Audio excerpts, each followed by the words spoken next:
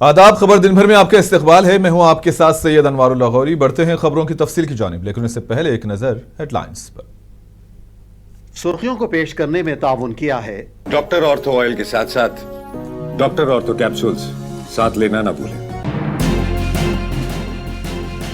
Chief minister Tamil Nadu की वजीर आजम से मुलाकात। विजय का रियासत को दरपेश कई मसाइल पर पीएम मोदी से तबादले ख्याल।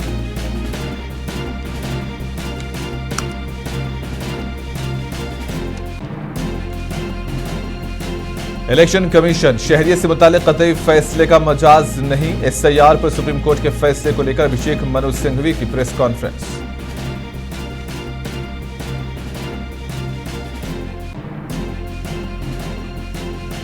नीट पेपर लीक मामले पर वजीर आजम से खामोशी तोड़ने कांग्रेस का मुतालबा। वजीर तालीम धर्मेंद्र प्रधान के खिलाफ कार्रवाई करने कन्हैया कुमार की अपील।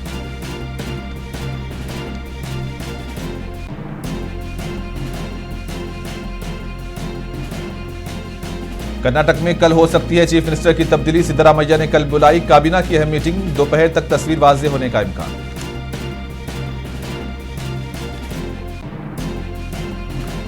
हिंदुस्तान को अपनी खुद मुख्तारी व शहरियों के तहफ़्फ़ुज़ का है पूरा हक हासिल। अक़वाम मुत्तहिदा में हिंदुस्तान के मुस्तकिल रुकन पी हरीश ने पाकिस्तान को बनाया निशाना।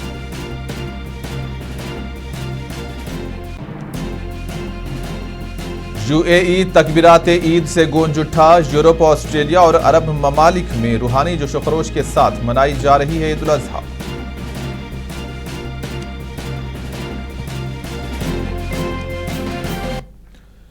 तमिलनाडु में इख्तिदार संभालने के बाद चीफ मिनिस्टर सी जोसेफ विजय ने आज कौमी दारुल हुकूमत नई दिल्ली में पहली बार वजीर आजम नरेंद्र मोदी से मुलाकात की और इस मीटिंग के दौरान चीफ मिनिस्टर विजय ने रियासत को दरपेश कई मसाइल पर तबादले ख्याल किया। इन्होंने पीएम मोदी से दरखास्त की है कि कर्नाटक के मुजवजा मेकेडातोडम प्रोजेक्ट को तमिलनाडु, केरला और पुडुचेरी के रजामंदी के बगैर मंजूरी ना दें।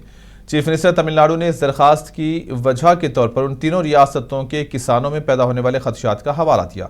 जोसेफ विजय ने कहा कि कर्नाटक के नायब वजीर आला डीके शिव कुमार की तरफ से मेकेडातो डैम प्रोजेक्ट के लिए संग बुनियाद रखने का ऐलान कावेरी वाटर डिस्प्यूट ट्रिब्यूनल के हतमी फैसले और सुप्रीम कोर्ट के फैसले के खिलाफ है। इन्होंने पीएम मोदी से यह भी दरखास्त की है कि वो मरकजी वजारत आबी तवानाई और सेंट्रल वाटर कमीशन को हिदायत दें कि वो तमिलनाडु, केरला और पुडुचेरी की रजामंदी के बगैर कर्नाटक में डैम प्रोजेक्ट को मंजूरी ना दें।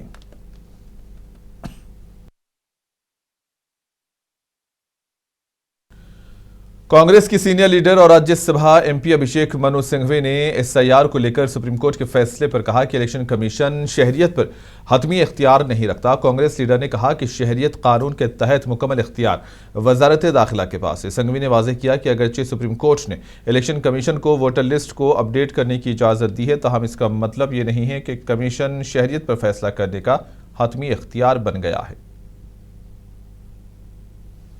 अंतिम निर्णायक संस्था नागरिकता के विषय में चुनाव आयोग नहीं है। नागरिकता निर्णायक संस्था नागरिकता एक्ट के अंदर कॉम्पिटेंट अथॉरिटी है, जो मिनिस्ट्री ऑफ होम अफेयर्स इत्यादि होते हैं। उन्होंने ये भी कहा है, और मैं कोट कर सकता हूं आपके लिए, exclusive domain of citizenship lies with the competent authority, not by the ECI। और चुनाव आयोग सिर्फ प्रशासनिक रूप से इस मुद्दे को डील कर सकता है। तो ये एक तरफ तो सही बात है, लेकिन इसका विरोधाभास देखिए, बड़ा रोचक है। चुनाव आयोग नागरिकता निर्णित नहीं कर सकता है अंततोगत्वा, और यह भी लिखा है कि जहां नागरिकता का प्रश्न उठता है तो उसको, यानी चुनाव आयोग को, उसको रेफर करना होगा कॉम्पिटेंट अथॉरिटी को, जो मिनिस्ट्री ऑफ होम अफेयर्स है, और उनका निर्णय बाध्य और फाइनल होगा। तो अगर ये बात सही है तो आपने देखा कि सभी 12-14 स्टेट्स में 7.5 करोड़ लोगों को जो हटाया गया, प्राथमिक रूप से तो कम से कम नागरिकता के आधार पर हटाया गया ना। तो ये कैसे हुआ कि उनकी नागरिकता निर्णित करने से पहले उनको हटा दिया? जो साढ़े 7 करोड़, मैं एक प्रदेश की बात नहीं कर रहा हूं, सभी प्रदेशों को मिला के, नाम हटे या इन्वेस्टिगेट हुए या बदले गए इत्यादि इत्यादि, अगर सिटीजनशिप एक्ट, नागरिकता कानून के अंतर्गत ये निर्णित हो सकता है सिर्फ, और उसके लिए एक अलग कॉम्पिटेंट अथॉरिटी है जो एडजुडिकेट निर्णय लेती है, तो पहले वो करना चाहिए, न कि उसी आधार पर पहले उनको वोट से निष्कासित किया गया, उनके वोट को छीना गया एक ऐसी बॉडी द्वारा जिसको उच्चतम न्यायालय ने कहा है कि उसका कोई हस्तक्षेप, कोई अधिकार क्षेत्र नहीं है नागरिकता में। मुझे थोड़ा दुख है कि ये विरोधाभास खुद जिसको नोट किया है उच्चतम न्यायालय ने, लेकिन पूरा महत्व नहीं दिया।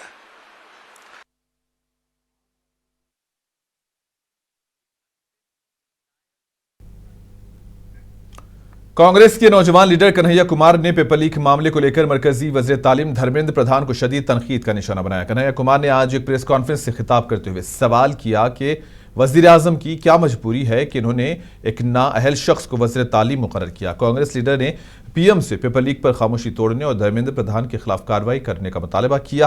कन्हैया कुमार ने कहा कि यह एक इंतहाई अहम मसला है जो मुल्क के नौजवानों से जुड़ा है, इसलिए वजीर आजम को चाहिए कि वो इस पर अपनी खामोशी तोड़े और वजीर तालीम के खिलाफ कार्रवाई करे।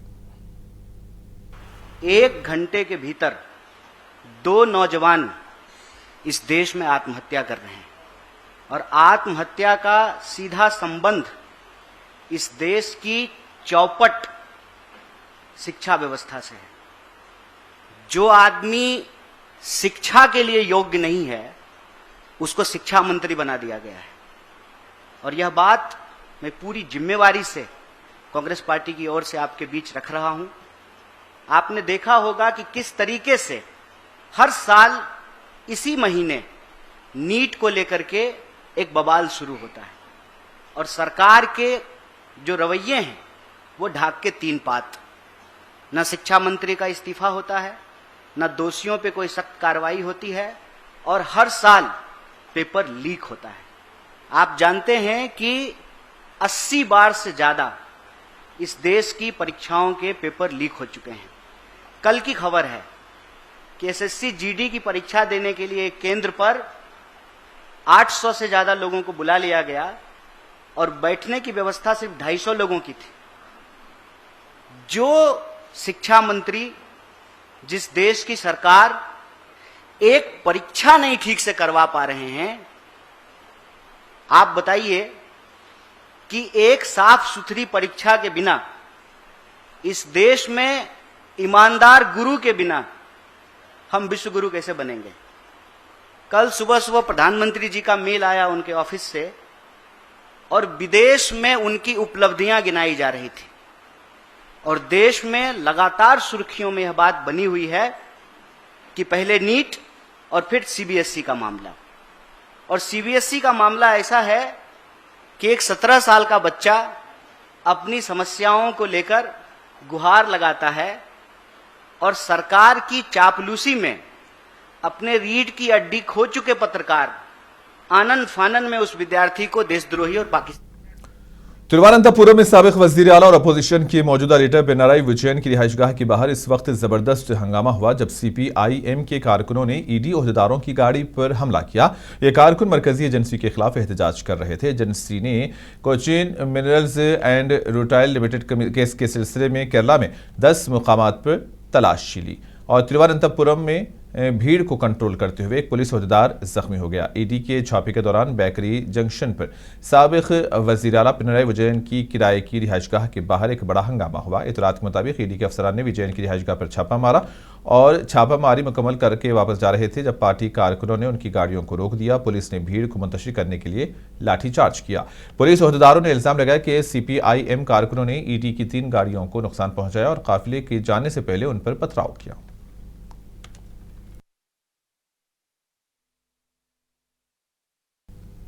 कर्नाटक की सियासत में उस वक्त गहमागहमी का माहौल है और रियासत में इक़्तिदार की तब्दीली की खबरों ने पार्टी को 2 हिस्सों में तकसीम कर दिया है। और मौजूदा चीफ मिनिस्टर सिद्धरामैया के हामी जहां उन्हें ओहदे पर बरकरार रहने की मांग कर रहे हैं, तो वहीं दूसरी जानिब deputy chief minister D K Shiva Kumar के हामियों की निगाहें इस वक्त हाई कमान पर टिकी हुई है। जराये के मुताबिक कांग्रेस हाईकमान ने सिद्धरामैया को मरकज में अहम रोल और राज्यसभा सीट की पेशकश की है, ताहम वजीर आला ने इस पेशकश को फौरी तौर पर कबूल नहीं किया। सिद्धरामैया ने जुमेरात को अपनी सरकारी रिहाइशगाह पर काबीना की वज़रा के साथ नाश्ते की मीटिंग भी बुलाई है। इस मुलाकात के बाद रियासती सियासत की तस्वीर वाज़ेह होने की उम्मीद है। एक और इतला के मुताबिक सिद्धरामैया हाईकमान के फैसले पर अमल करते हुए ओहदे से मुस्तफ़ी हो सकते हैं, ताहम तमाम मामलात कल रियासती काबीना की होने वाली मीटिंग के बाद ही तय पाएंगे।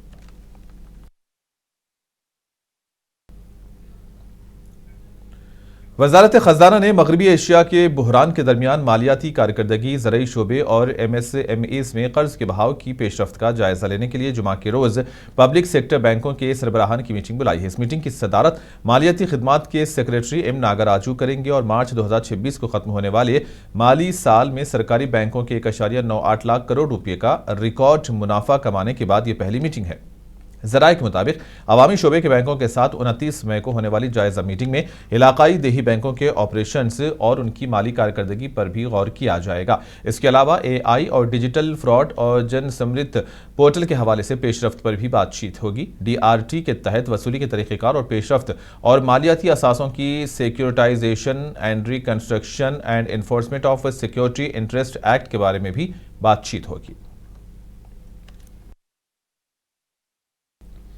वजारत तिजारत ने बताया कि अमेरिका की एक टीम अबूरी तिजारती मुआहदे की तफसीलात को हतमी शक्ल देने और वसी तर दो तरफा तिजारती मुआहदे के तहत बातचीत को आगे बढ़ाने के लिए 1 से 4 जून हिंदुस्तान का दौरा करेगी। अमेरिकी टीम की क़ियादत इसके चीफ मुज़ाकिरातकार ब्रेंडन लेंच करेंगे और दोनों फरीक़ैन को अबूरी मुआहदे की तफसीलात को हतमी शक्ल देने और मुताअद्दिद शोबों जैसे मार्केट तक रसाई, नॉन टेरिफ अक़दामात, कस्टम और तिजारती सहूलतकारी की तजवीज़ है। वाज़ेह रहे कि 7 फरवरी को हिंदुस्तान और अमेरिका ने एक मुश्तरका बयान जारी किया था, जिसमें 2 तरफा तिजारती मुआहदे या एक अबूरी तिजारती मुआहदे के पहले मरहले की शक्ल या फ्रेमवर्क को हतमी शक्ल दी गई थी। अब दोनों फरीक़ैन को इस मुआहदे के लिए कानूनी मतन को हतमी शक्ल देना होगा।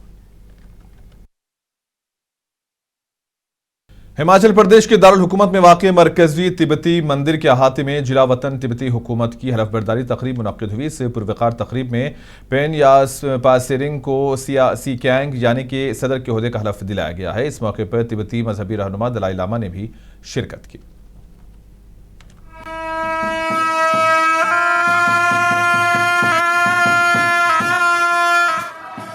धर्मशाला की मरकजी तिब्बती मंदिर के इहाते में जलावतन तिब्बती हुकूमत की एक अहम और पुरवकार तकरीब मुनक्किद हुई, जहां पेनपा तसरिंग ने सिक्योंग यानी सदर मरकजी तिब्बती इंतजामिया के तौर पर अपने उहदे का हलफ उठाया।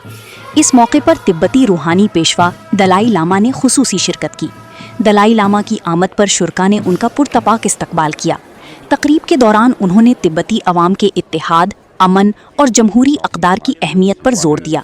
उन्होंने कहा कि तिब्बती बरादरी को अपनी सकाफ़त, ज़ुबान और शनाख्त के तहफ़्फ़ुज़ के लिए मुत्तहिद रहना होगा।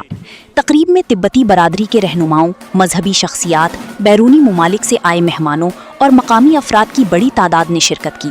मरकजी तिब्बती मंदिर को रिवायती तिब्बती झंडों और सकाफती अलामतों से सजाया गया था, जबकि राहिबों ने मजहबी रसूमात और खुसूसी दुआओं का एहतमाम किया।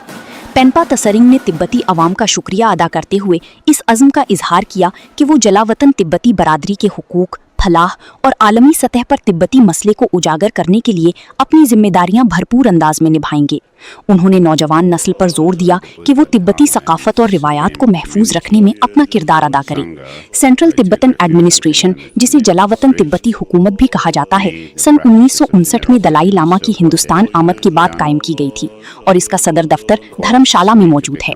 ये इदारा दुनिया भर में मुकीम तिब्बती बरादरी की नुमाइंदगी करता है और जमहूरी अंदाज में अपनी क़यादत का इंतखाब करता है। तकरीब हलफ बरदारी को तिब्बती सियासी और समाजी हलकों में एक अहम पेशरफ्त करार दिया जा रहा है, जो जमहूरी तसलसल और तिब्बती अवाम की इज्तमाई अज़्म की अलामत समझी जाती है। ब्यूरो रिपोर्ट, मुंसिफ टीवी। हज के तीसरे दिन हुज्जाज इकराम बड़े शैतान की रमी में मसरूफ हो गए हैं और हुज्जाज इकराम हज का तीसरा फर्ज तवाफ़ ज़ियारत आज या अगले 2 दिन में मुकम्मल करेंगे। वो आज और कल मिना में क़याम करेंगे।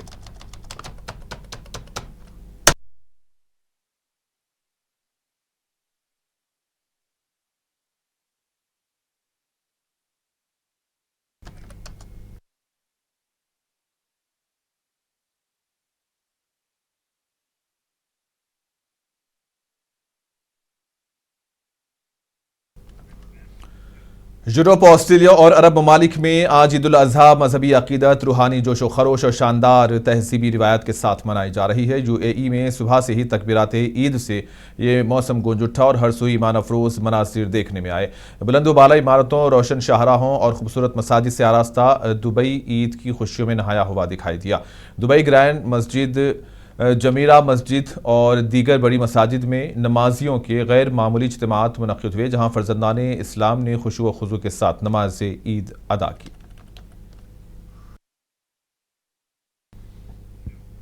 अक़वाम मुत्तहिदा में हिंदुस्तान ने कहा कि अगर पाकिस्तान की सरजमीन से दहशतगर्दाना कार्रवाइयाँ जारी रहीं तो पाकिस्तान को इसके नताइज भुगतने होंगे। हिंदुस्तानी मंदूब हरीश परवरधानेनी ने अक़वाम मुत्तहिदा की सलामती कौंसिल के इजलास में सख्त मौक़िफ़ इख्तियार करते हुए कहा कि हिंदुस्तान को अपनी खुद मुख्तारी और शहरियों के तहफ़्फ़ुज़ के लिए हर मुमकिन दिफाई इक़दाम उठाने का मुकम्मल हक़ हासिल है। इसराइली फ़ौज ने हमास के फ़ौजी सरबराह मोहम्मद औदा को शुमाली गाज़ा में हालिया हमले के दौरान हलाक करने का दावा किया है। इसराइल के वज़ीर दिफ़ा इसराइल कार्टस ने दावा किया है कि मंगल के रोज़ गाज़ा में किए गए फ़िज़ाई हमलों में हमास के नए अस्करी विंग के सरबराह मोहम्मद औदा हलाक हो गए हैं। रिपोर्ट्स के मुताबिक यह हमला गाज़ा सिटी के रिमाल इलाके में एक रिहायशी इमारत पर किया गया, जिसमें मुतादद दीगर अफराद भी हलाक हुए और ज़ख्मी। इसराइली हुकाम के मुताबिक मोहम्मद औदा को 7 अक्टूबर 2023 के हमलों में शुमार किया जाता था, तो दूसरी जानिब हमास के अहम मनसूबा साजों की जानिब से ताहाल सरबराह की मौत के हवाले से तस्दीक नहीं की गई। वाज़ेह है कि औदा को मई में हमास के अस्करी विंग अल-क़ुस्साम ब्रिगेड्स का कमांडर मुकर्रर किया गया था। इन्होंने अज़ाउद्दीन अल-हदाद की जगह संभाली थी और जो एक इसराइली हमले में हलाक हो गए थे। वाशिंगटन में कागज की फैक्ट्री के केमिकल टैंक में धमाके से कम एक शख्स हलाक जबकि 9 अफराद लापता या जख्मी हो गए हैं। हुक्काम के मुताबिक यह हादसा लॉन्गव्यू शहर के निपॉन पैकेजिंग कंपनी में पेश आया है, जहां तकरीबन 10 लाख गैलन खतरनाक केमिकल मौजूद था। इमदादी हुक्काम का यह कहना है कि अब कार्रवाई रेस्क्यू के बजाय रिकवरी ऑपरेशन की सूरत इख्तियार कर चुकी है।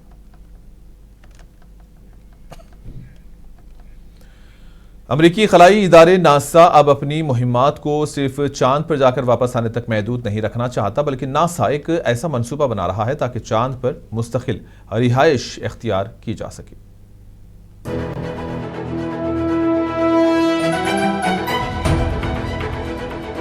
आर्टेमिस 2 मिशन की कामयाबी के बाद नासा ने चांद पर मुस्तकिल बेस कायम करने के लिए तकरीबन 20 अरब डॉलर का मंसूबा तैयार किया है। ये मंसूबा 3 मुख्तलिफ मराहिल में मुकम्मल किया जाएगा। पहले मरहले में नासा चांद के जुनूबी कतब पर रोबोटिक मिशंस भेजेगा। ब्लू ओरिजिन समेत कई निजी कंपनियां लैंडर्स, साइंसी आलात और जरूरी सामान चांद तक पहुंचाएंगी। इस दौरान लैंडिंग सिस्टम्स की आजमाइश और चांद की सतह का तफसीली जायजा लिया जाएगा। दूसरे मरहले में इंसानी आर्टेमिस मिशंस रवाना किए जाएंगे। मंसूबे के मुताबिक इस दहाई के इख्तिताम तक इंसानों की चांद पर लैंडिंग का हदफ मुकर्रर किया गया है। खलाबाजों के साथ रोवर्स, कार्गो और दीगर अहम निज़ाम भी चांद की सतह पर काम करेंगे। इसके अलावा बिजली और नक्लो हरकत के जदीद निज़ामों पर मुश्तमिल बुनियादी ढांचा भी कायम किया जाएगा। तीसरे मरहले का आगाज सन 2029 में मुतवक्के है। इस मरहले में नासा चांद पर एक मुस्तकिल बेस कायम करने का इरादा रखता है, जिसमें रिहायशी मॉड्यूल्स, पावर ग्रिड्स और तवील मुद्दती निज़ाम शामिल होंगे ताकि इंसानों की मुस्तकिल मौजूदगी को बरकरार रखा जा सके। नासा का मकसद सिर्फ चांद तक पहुंचना नहीं, बल्कि वहां मुस्तकिल रिहाइश इख्तियार करना है ताकि मुस्तकबिल में मरीख के मिशंस के लिए चांद को एक अहम स्टेशन और तजर्बागाह के तौर पर इस्तेमाल किया जा सके। ब्यूरो रिपोर्ट, मुंसिफ टीवी। मुल्क भर में गर्मी का कहर जारी है। पंजाब, हरियाणा और चंडीगढ़ में दर्जे हरारत 42 से 45 डिग्री सेंटीग्रेड के दरमियान रिकॉर्ड किया जा रहा है। शदीद गर्मी से मुसाफिरों और खुले आसमान तले काम करने वाले मजदूरों को सख्त दुश्वारियों का सामना करना पड़ रहा है। पेश इस सिलसिले में तफसीलात आप देखिए और हमें दें इजाजत। आदाब।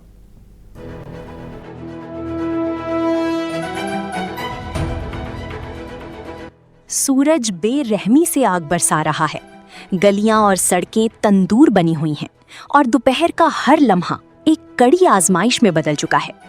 शुमाली हिंद इस वक्त शदीद गर्मी की लहर की लपेट में है, जहां पंजाब, हरियाणा और चंडीगढ़ में दर्जा हरारत 42 से 45 डिग्री सेंटीग्रेड के दरमियान रिकॉर्ड किया जा रहा है।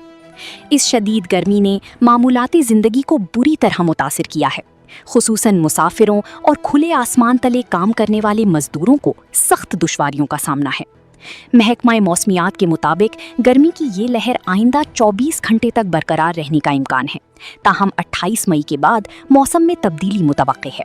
हल्की बारिशों और तेज हवाओं से लोगों को किसी हद तक राहत मिलने की उम्मीद है। हीट वेव का सिनेरियो पंजाब और हरियाणा में बना हुआ है, जो आने वाले 24 घंटे में हीट वेव का सिनेरियो ऐसा ही रहेगा। उसके बाद कल से हमारा थोड़े हल्के टेम्परेचर फॉल करेंगे। जो 28 तारीख है उसको थोड़े टेम्परेचर हमारे 1 से 2 डिग्री फॉल कर सकते हैं। उसके बाद आने वाले दिनों में 28 देर रात से 28 शाम के वक्त से हम पंजाब में और हरियाणा में थंडरस्टॉर्म एक्टिविटी एक्सपेक्ट कर रहे हैं, जिसके चलते हमारा टेम्परेचर जो फॉल कर सकता है और उसी के साथ साथ हमारा जो रेनफॉल एक्टिविटी थंडरस्टॉर्म एक्टिविटी बढ़ेगी और हेल स्टॉर्म भी हम एक्सपेक्ट कर रहे हैं आइसोलेटेड जगहों पे, और थोड़ा थंडरस्टॉर्म के साथ साथ जो हमारा तेज़ हवाएं और आंधी है वो भी चलने की संभावना है, जिसमें हमारी विंड स्पीड 60 से 70 kmph भी रह सकती है। शदीद गर्मी के इस कठिन दौर में अगरचे लोग सख्त मौसम का मुकाबला कर रहे हैं, मगर माहिरीन सेहत मुसलसल एहतियाती तदाबीर इख्तियार करने की तलकीन कर रहे हैं ताकि गर्मी से पैदा होने वाली बीमारियों से महफूज रहा जा सके। माहिरीन का कहना है कि शदीद धूप और गर्मी में तवील वक्त गुजारना इंसानी सेहत के लिए निहायत खतरनाक साबित हो सकता है। लोगों को हिदायत दी जा रही है कि वो ज्यादा से ज्यादा पानी पिएं और ऐसी ग़िज़ाओं और मशरूबात का इस्तेमाल करें जो जिस्म को ठंडक फराहम करें। गर्मी बढ़ती जा रही है और जो सहन शक्ति हमारी कम होती जा रही है और गर्मी बहुत ज़्यादा बढ़ रही है, तो इसमें बहुत ध्यान रखना जरूरी है, नहीं तो लू लग जाने से कई बार मौत भी हो जाती है। आजकल कुछ खाने के लिए ऐसा खाएं ताकि अपना शरीर थोड़ा सा कूल रहे, ठंडा रहे, ताकि वो इतनी गर्मी को सह सके। इसमें कई चीज़ें हैं, जैसे सत्तू है, सत्तू का सेवन आजकल किया जा सकता है रेगुलर बेसिस पे। ये डाइट के तौर पे किया जा सकता है। उसके बाद आम, कच्चे आम का जो होता है पन्ना, उसका सेवन किया जा सकता है। दूसरी जानिब PGI-MER चंडीगढ़ के शोबाए अमराज़े जिल्द के डॉक्टरों ने लोगों को मशवरा दिया है कि वो दोपहर के औकात में गैर ज़रूरी तौर पर घरों से बाहर निकलने से गुरेज करें। माहिरीन ने सनस्क्रीन के इस्तेमाल, मुनासिब मिकदार में पानी पीने और फलों और इलेक्ट्रोलाइट से भरपूर मशरूबात के इस्तेमाल पर भी जोर दिया है ताकि गर्मी से पैदा होने वाली बीमारियों से बचा जा सके। सनस्क्रीन तो इन जनरल बहुत इंपॉर्टेंट है। इट इज़ नॉट जस्ट कि मतलब गर्मी है, हीट वेव है तो आप सनस्क्रीन यूज़ कर रहे हैं। सनस्क्रीन हम इन जनरल सबको बोलते हैं कि क्लाउडी डेज हों, विंटर्स हों, तब भी सनस्क्रीन यूज़ करना है। हर सनस्क्रीन का अगर आप लेबल देखेंगे तो उस पर उसके एग्जैक्ट पैरामीटर सब मेंशन्ड होते हैं, जो कि कॉमन लैंग्वेज में ही मेंशन्ड होते हैं कि वाटर रेजिस्टेंट है या नहीं और उसका कितना प्रोटेक्शन रहेगा। SPF की जहाँ तक बात करें तो वो वेरिएबल रहता है, बट 30 SPF एक अच्छा सनस्क्रीन है कि आप 30 SPF को अगर लेकर चलें तो उसके ऊपर आप कोई भी सनस्क्रीन यूज़ कर सकते हैं। First and the foremost thing is the water intake. It should be adequate. दिन में 2 से 2.5 लीटर पानी पीना है, और साथ में आपको ऐसे पर से फ्रूट्स का इनटेक, वाटरमेलन, मेलन्स बहुत ज़्यादा आते हैं इस टाइम पे, जिसका वाटर कंटेंट काफ़ी अच्छा है, तो उन्हें भी लेना चाहिए। एंड पर से electrolytes as well, not just normal water. Electrolytes के लिए नींबू पानी, even ORS is good for supplementation. आइंदा चंद रोज निहायत अहम साबित होंगे क्योंकि मौसम में मुतवक्की तब्दीली से गर्मी की शिद्दत में कमी आने की उम्मीद है। ताहम इस वक्त तक इंतजामिया और तिब्बी माहिरीन मुसलसल अवाम से एहतियात बरतने और गर्मी से बचाव की तमाम ज़रूरी इक़दामात इख्तियार करने की अपील कर रहे हैं। ब्यूरो रिपोर्ट, मुंसिफ TV।